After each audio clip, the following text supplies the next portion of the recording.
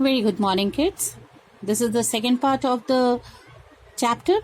हम लोगों ने फर्स्ट 2 पेजेस किए थे अपने प्रीवियस वीडियो में एंड आई होप कि आप लोगों ने वो ऑडियो भी सुना होगा जो इस चैप्टर के फर्स्ट 2 पेजेस के साथ मैंने सेंड किया था. Because you have to focus on your pronunciations and the way how you have to read it. ठीक है, तो आप उसे पहले बहुत ध्यान से सुनिएगा और उसके अकॉर्डिंग ही चैप्टर को पढ़ने की कोशिश कीजिएगा. Okay, that will improve your reading and the listening habits. Okay, now let us move on. हम लोगों ने फर्स्ट 2 पेजेस में पढ़ा कि there was a ship wrecked in the violent tornado and the hurricane in the C.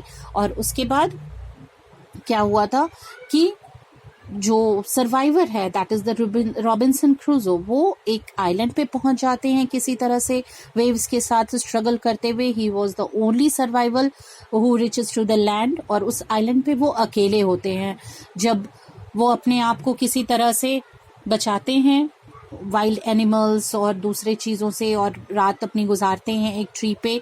Early morning जब उनकी नींद खुलती है तो वो क्या देखते हैं कि वो एक आइलैंड पे फंसे हुए हैं और उनका जो शिप है that wrecked ship is in the sea, वो थोड़ी दूरी पे है.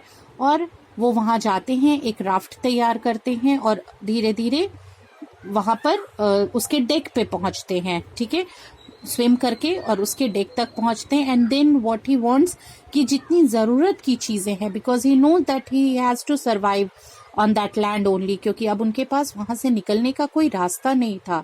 सो ही फील्स लाइक कि उन्हें अपनी ज़रूरत की चीज़ों को लैंड तक ले जाना है. So now what he does, let us see. I found some of the seamen's boxes on board and filled them with stores, bread, rice and cheese. वहाँ उन्होंने कुछ सीमेंस बॉक्सेस देखे. सीमेंस बॉक्सेस मीन जो crew members जो sellers होते हैं उनके box रखे थे, उनके बड़े बड़े बक्से वहाँ रखते हैं जिसमें उनके सामान भरे हुए रहते हैं. तो उन बॉक्सेस को इन्होंने उठाया और उसमें अपनी ज़रूरत की चीज़ों को वहाँ से कलेक्ट करके भरना शुरू किया जो उनके काम आ सकती थी उनके सर्वाइवल के लिए, जैसे bread, rice, cheese. I also found some clothes which I piled on to the raft, and having found a broken oar, I cast off from the vessel and started for the shore. और उन्होंने उन सारी चीज़ों को, कुछ कपड़े भी उन्होंने इकट्ठा किए और उन सभी चीज़ों को अपनी राफ्ट पे, जो वो छोटी सी राफ्ट उन्होंने बनाई थी, उस पे सभी चीज़ों को लगा दिया, उस पे रख दिया. और एक ब्रोकन ओर मीन्स पतवार, जिससे आप बोट को सेल करते हैं, वो भी एक टूटी हुई पतवार जैसी चीज़ उनको मिल गई. और उस राफ्ट पे सभी सामान को रख करके वो किनारे की ओर बढ़ने लगे. When I reached the sand, I carried the things up onto dry land. और जब वो पहुंच जाते हैं तो वो सभी अपने सामान को ड्राई लैंड में और सूखी हुई ज़मीन पर ले जाते हैं. The next morning, I walked along the shore and up a little hill. और दूसरी सुबह जब उनकी नींद खुलती है तो वो एक छोटे से हिल पे चढ़ते हैं जो थोड़ा सा रेज्ड लेवल था बाकी आसपास के ग्राउंड से.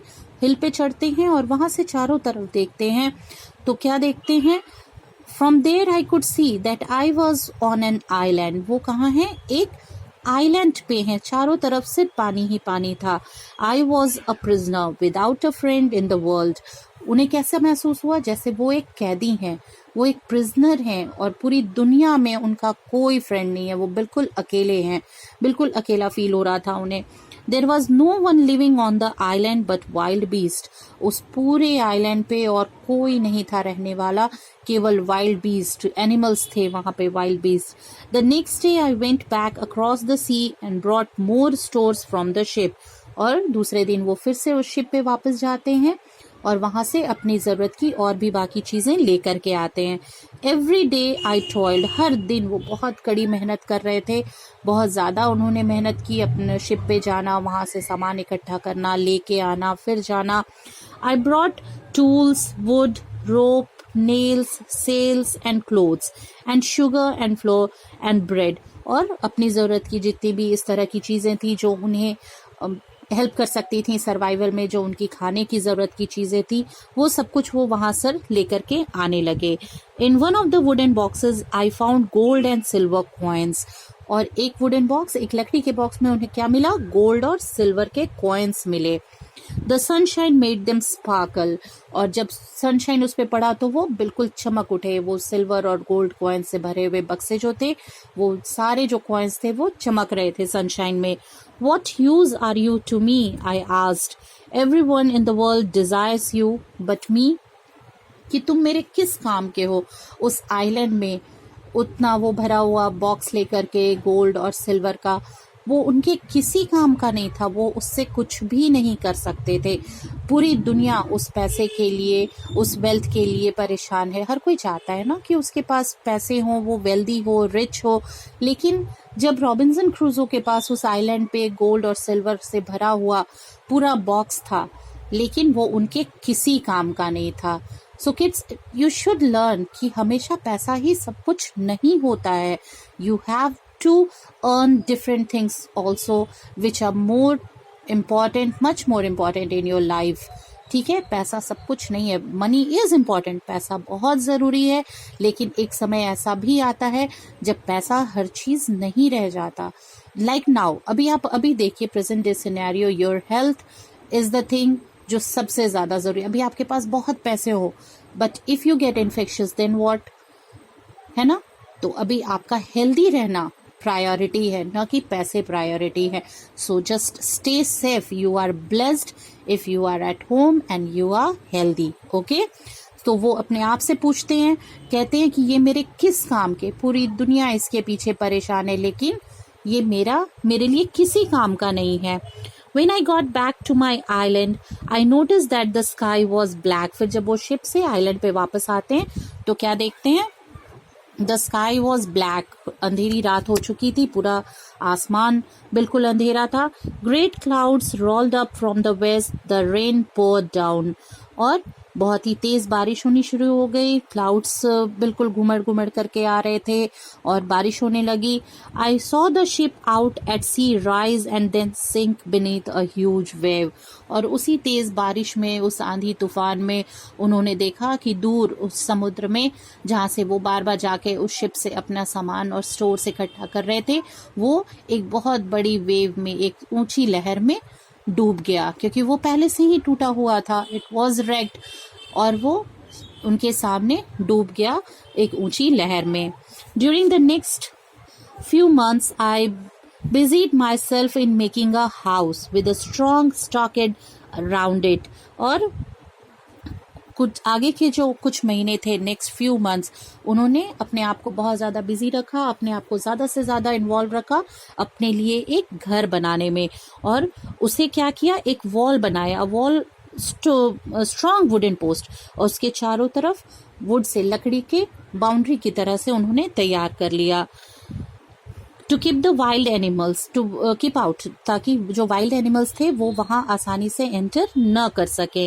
The months passed in hard work and one day I set out to explore the whole island, और इसी तरह से महीने बीत गए, कुछ समय बीता, और एक दिन उन्होंने क्या सोचा कि अब मैं पूरा आइलैंड देखने चलता हूँ जहाँ मैं रह रहा हूँ।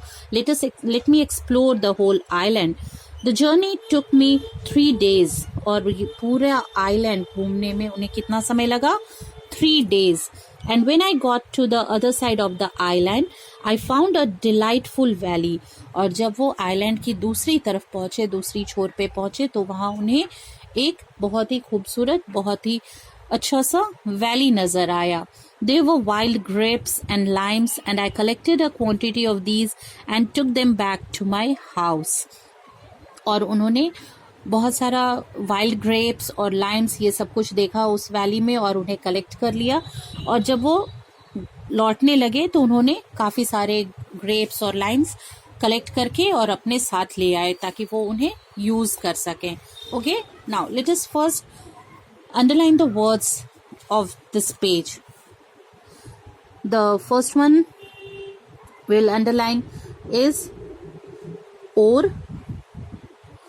Okay, then prisoner, and then sparkle. Okay, stockade,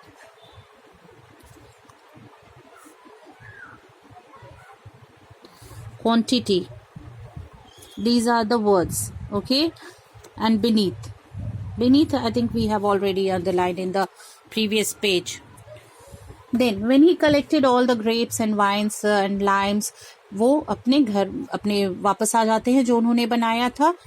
Then one day in the forest not far from my house I found some wild goats. और एक दिन उस वहीं पे जंगल में आसपास जहाँ उन्होंने अपना घर बनाया था, उन्होंने कुछ वाइल्ड गोट्स को देखा. I picked up a baby goat and carried it home with me. वहां से उन्होंने क्या किया, एक छोटे से बेबी गोट को उठाया और अपने साथ घर लेते आए. With me in a few days it became quite time and after that it never left my side.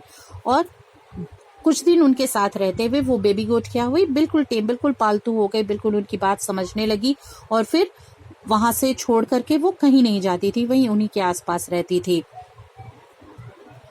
After a year or two on the island, I decided to make a small boat. और जब इसी तरह से 2 साल बीत गए तो उन्होंने आइलैंड पे क्या किया, डिसाइड किया कि एक छोटा सा बोट बनाऊंगा. Decided to make a small boat. I chose the wood carefully and cut and worked the timber for many months. और बहुत ही ध्यान से उन्होंने वुड चूज किया कि आखिर किस लकड़ी से ये बोट बनानी है मुझे. उन्होंने वो चुना और बहुत ध्यान से उस पे काम करना शुरू किया और महीनों तक उस पे वो वर्क करते रहे. I made a sail from some of the canvas I had brought on shore from the ship and with a good wind the boat sailed well. और वो जो शिप से सामान लेकर के आए थे वहीं से उन्होंने और भी ज़रूरी ऐसी चीज़ें लाई थी जो उन्होंने यूज़ की बोट को बनाने में.